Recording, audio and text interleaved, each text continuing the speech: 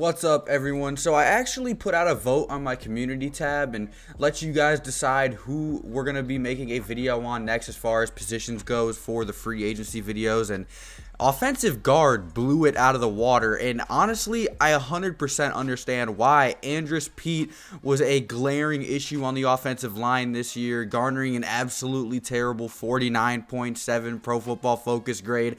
I didn't think he was that terrible last year, but oh my god, he was so bad.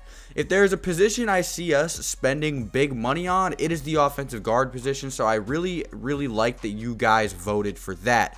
I think the second in voting was for safeties, and if that's how it will stay, I will come up with another episode for the safeties very soon. So I'll probably put out another voting without the offensive guard in it to see really what the attention you want to give for the free agent videos. I understand some of you were like, why are we doing safeties? It's just Von Bell's a free agent and he just got a new agent. He got rid of his old one, so he's going to be talking with some teams trying to get the most amount of money he can. So there is a very real possibility that one of the big two out of the dynamic safety duo gets swooped up by somebody. And that's just the sad reality. Hopefully we re-sign him, but it really just, I'm not sure of it. He said that if there was anywhere he'd want to be, it's in New Orleans. So we'll see if that safety episode comes up next. It's all up to you guys. So with that being said, it's important to shell out money to protect the quarterback. I know you guys know this. And also bolster our running game. Drew needs a top offensive line, especially at his age, so replacing Pete is a must.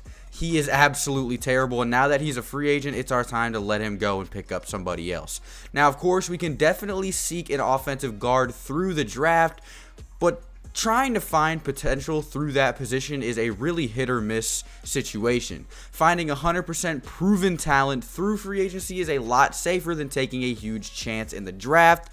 So I think it's nice to, go ahead and see what exactly we can get this year. And the number one player I'd like to talk about, the first one that caught my and everybody's eye, what people are saying is the number one wish list item for the New Orleans Saints offseason this year is Joe Thuney. Joe Thuney is a very solid offensive guard that plays for the New England Patriots. He's 27 years old. He developed quite a bit since being a third-round pick in the 2016 NFL Draft. He has become a truly elite pass protector. Joe has had issues in run blocking, but as we will discuss later, he will probably still demand an insane contract based off of his pass blocking ability alone. Joe Thuney is being displayed as one of the top prospects as far as free agency goes and the offensive guard position. There are so many teams on Twitter discussing if they should sign him or not. Teams as in, fan bases. The Atlanta Falcons have been a huge contender for him as far as names go. There have been Detroit Lions talks. Joe Thuney has a huge market. Like I said, he's one of the best free agent guards to hit the 2020 market. Probably the best free agent guard to hit the 2020 market, which is why he's at my number one.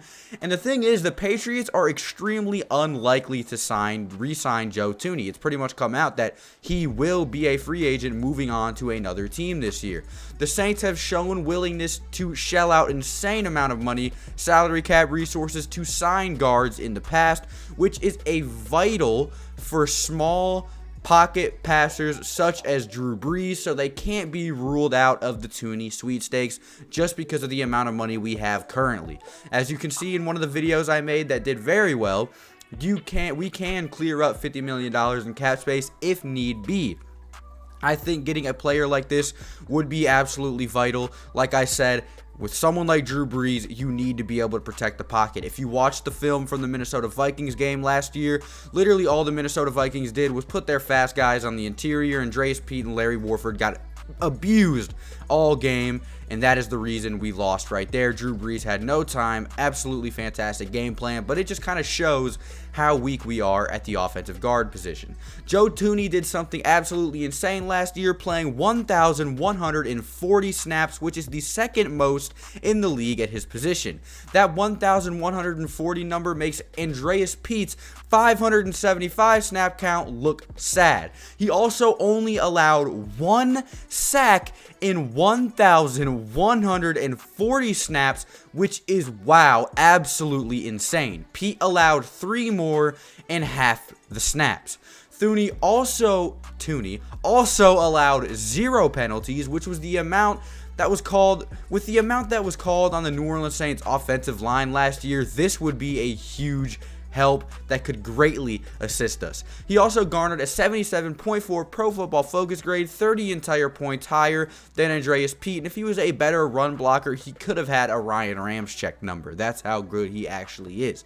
He's only 27, he has a ton of time left in this league, and would be almost certain to give us one of the best offensive lines in football. Joe Thuney's projected market value is slated at around $12 million a year, which may be too expensive for us, but let's be real, the Saints have absolutely loved spending a ton of money on offensive linemen, so Mickey Loomis doing some cap magic and cap hurdling to get this player to make this dream a reality is not too far from what could actually happen.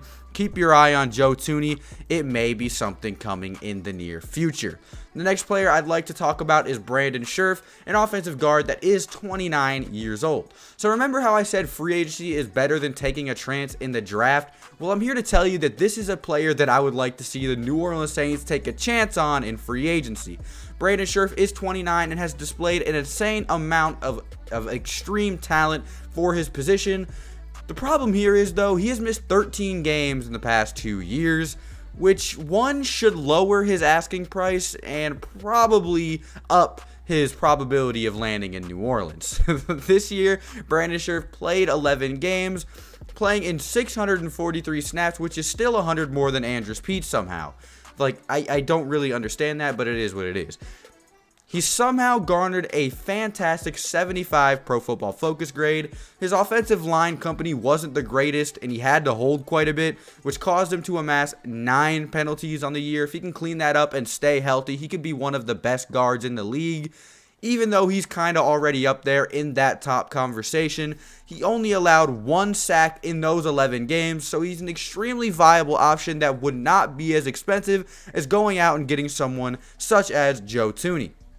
When you look at the New Orleans Saints, obviously money is a problem, so our first option may not always be the one that we are able to get. My second favorite offensive guard in this free agency class is Brandon Scherff, so making a run at him would display a huge amount of win now mentality and hopefully get him to land in New Orleans, because I cannot take Andrus Peat anymore. Let's go ahead and get on to number 3, which is Glasgow, who is an extremely underrated player because of that uniform he's got on. He plays for the Detroit Lions. Glasgow is a guard slash center who is 28 years old. Glasgow improved greatly in 2019, becoming a stout blocker for the Detroit Lions interior offensive line. Glasgow can play center and guard both extremely well, which will likely boost his market value. Teams are always going to be looking for that player that can play multiple positions on the offensive line, because when you play offensive line, being a versatile player is probably the biggest upgrade you can have on your resume, just in case some sort of injury or something happens, so they can just slide you in somewhere else and have you perform similarly to your natural position. So Glasgow is 100% a perfect contender just for that reason alone. In 2019, Glasgow played 872 snaps, allowing 0 sacks over that time span. The 6'6", 310-pound beast managed a 74.1 Pro Football Focus grade, and I have a feeling he isn't done improving either. In 2018, Glasgow allowed a sack more than 2019 and had 7 more penalties and had a 4-point less 70.1 Pro Football Focus grade. 2017 to 2019 were 3 very good years for Glasgow, displaying to the league that this is likely the new norm. Maybe he will have a large market, maybe he won't. As I said before, his extremely rare ability to have mastered the center and guard position have made him extremely valuable to certain teams. He could fill in barring injury and will obviously be an extreme improvement over a player like Andrus Peat. Now, I think the New Orleans Saints already have a great offensive line, but offensive guard is where we obviously lack. If you, like I said, the Minnesota game, That's one example I could give you of every game we played this season of Andrus Peat and Larry Warford completely pooping the bed. Now, Larry Warford isn't terrible. He's actually a very good guard that has a few years left in this league, but I can't say the same about Andrus. He is a cupcake. He is someone that gets injured often. He is not good in pass protection. He can't run block to save his life. I have no reason to believe that the New Orleans Saints will extend him instead of grabbing one of these players, Joe Thuney, Brandon Scherff, or Graham Glasgow. Now, of course, like I said, we can hit up the draft, but I wanted to display some players that we can get this season just from the free agent market alone. Let me know down below if you agree with any of these picks. Would you like to see any of these players on our team? Could you imagine any of these players in a New Orleans Saints uniform, and would you welcome it? Thank you guys so much for watching. If you enjoyed the video, let me know down in the comment section. Leave a like, subscribe, do all that fancy stuff. Leave any suggestions you have down below, and I'll see you boys in the next one. Adios.